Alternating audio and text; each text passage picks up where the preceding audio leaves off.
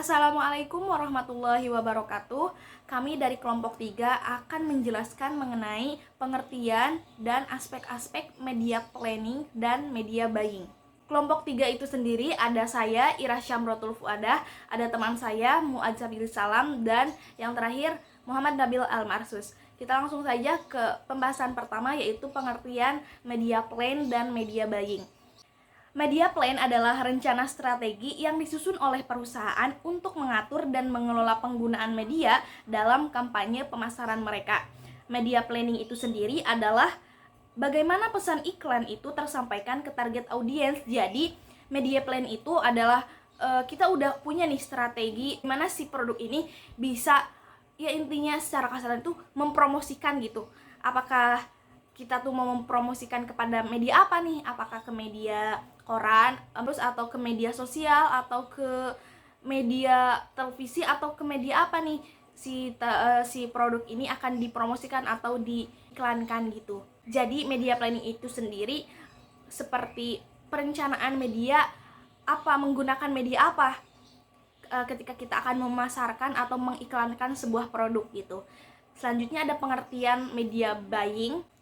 Media buying adalah proses pelaksanaan atau eksekusi dari setiap yang direncanakan.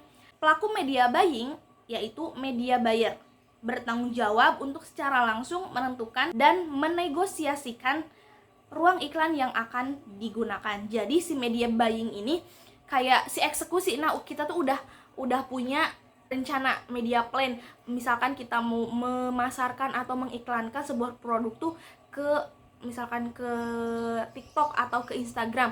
Nah, si media buying ini yang mengeksekusi, yang menegosiasikan tuh, yang membicarakan, yang di lapangnya itu si media buying. Yang kalau media plan itu yang merencanakan gitu.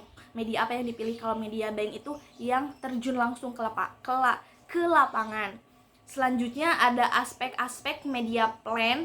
Yang pertama ada analisis target audiens. Nah, ketika kita mempunyai strategi untuk memasarkan sebuah produk, kita tuh harus mengetahui target audiensnya tuh siapa yang kita targetkan, supaya kita tuh tertuju, pesan yang disampaikannya itu langsung nyampe gitu, supaya tepat sasaran gitu.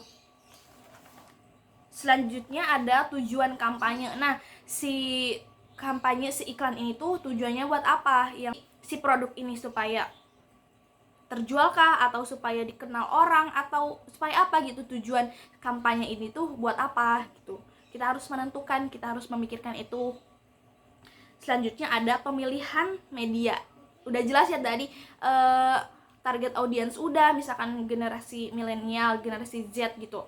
Terus tujuan kampanyenya apa udah tahu nih. Terus kita tuh pasti udah tahu target audiensnya apa, tujuan kampanyenya apa. Yang ketiga, pemilihan media. Nah, si generasi Z atau generasi milenial itu biasanya menggunakan apa nih medianya? Paling banyak digunakannya itu media apa? Jadi kita menentukan pilihan media, misalkan ke TikTok, kayaknya itu relevan deh sama generasi Z atau generasi milenial, karena emang banyak digunakan oleh generasi dia gitu. Jadi kita memilihkan media TikTok gitu untuk memasarkan atau mengiklankan sebuah produk begitu. Selanjutnya akan disampaikan oleh teman saya, Muhammad Nabil Almarsus, untuk ke aspek-aspek selanjutnya. Oke, saya akan melanjutkan presentasi dari teman saya, yaitu keempat, penjadwalan iklan.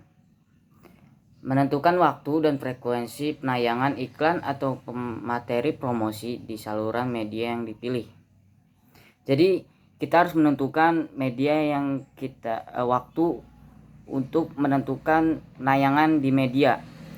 Nah, yang kelima itu anggaran. Menentukan alokasi untuk kampanye media. Jadi kita menyiapkan alokasi untuk anggaran kampanye di media. Yang keenam, penelitian pasar. Jadi penelitian pasar itu bagaimana kita melihat bagaimana respon dari audiens yang kita tuju dalam kampanye. Yang terakhir, yang ketujuh, yaitu evaluasi. Untuk menentukan dan mengevaluasi keberhasilan kampanye media. Jadi mengevaluasi keberhasilan kampanye di media. Aspek-aspek media buying, yaitu yang pertama media plan.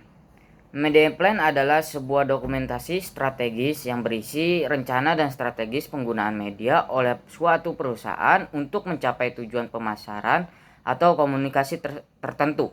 Jadi media plan yaitu strategi yang berisi rencana oleh suatu perusahaan untuk mencapai tujuan pemasaran atau komunikasi tertentu. Setelah media plan disusun, langkah selanjutnya yaitu melakukan negosiasi dan pembelian media. Ini melibatkan komunikasi dengan perwakilan media untuk menentukan harga dan penempatan iklan. Nah, tahap selanjutnya yaitu ada pre-launching. Pre-launching merupakan tahap awal atau persiapan dalam sebuah peluncuran resmi sebelum kampanye launching. Nah, pre-launching ini bertujuan untuk meningkatkan kesadaran dan minat masyarakat gitu, agar mereka itu penasaran dan tertarik dengan produk yang akan kita luncurkan. Selanjutnya yaitu ada campaign launch. Nah, ini tahap merupakan kampanye pemasaran untuk memperkenalkan suatu produk yang akan kita pasarkan. Selanjutnya yaitu ada post launch reflection. Nah, ini merupakan tahap evaluasi dari tahap-tahap sebelumnya. Apakah berjalan dengan tujuan yang kita rencanakan ataukah tidak? Jika berjalan dengan apa yang sesuai dengan tujuan, maka itu bisa ditingkatkan. Dan apabila tidak sesuai dengan tujuan, maka kita harus merubah strategi marketing kita agar bisa mencapai suatu tujuan itu dengan mudah. Nah, sekarang saya akan menjelaskan contoh kasus. Pada presentasi sebelumnya saya sudah menjelaskan tentang pemasaran produk jaket Mubisa Fashion. Nah, tahap awal kita menentukan target audiens seperti wanita dan laki-laki. Umumnya untuk para remaja umur 12 sampai 21 tahun.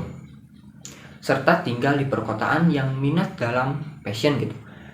Suka berpergian misalnya ke mall, nongkrong di kafe. Ini kan pasti membutuhkan fashion dan sangat berminat dalam membeli fashion. Dan terus yang kedua itu ada tujuan. Tujuannya itu meningkatkan kesadaran merek dan penjualan jaket tersebut. Lalu ada rencana media. Nah, rencana media yang saya lakukan yaitu menggunakan TikTok gitu. Membuat akun afiliasi atau kita membuat konten yang menarik dan live gitu. Serta pembelian media, kita menggunakan fitur iklan di TikTok gitu. Karena di TikTok sudah ada fitur iklan, kita bisa membeli dari 15.000 sampai ratusan ribu. Tergantung kebutuhan kita. Misalnya target kita itu untuk membeli barang. Nah, kita pilih untuk membeli produk kita gitu. Selanjutnya itu ada evaluasi dan optimalisasi. Nah, kita mengoptimalkan budget kita untuk pemasaran tersebut dan mengevaluasi target kita. Apakah target kita berjalan dengan lancar atau tidak gitu. Jika tujuan kita atau target kita tidak sesuai, maka kita harus mengganti strategi pemasaran kita. Nah, cukup sekian yang bisa saya sampaikan. Terima kasih. Mungkin itu saja dari kelompok 3 mengenai pengertian dan aspek-aspek media planning dan media buying. Semoga bermanfaat. Terima kasih dan mohon maaf bila ada kesalahan. Apabila ada koreksi atau tambahan ataupun sanggahan, silahkan ditulis di kolom komentar ya. Terima kasih. Wassalamualaikum warahmatullahi wabarakatuh.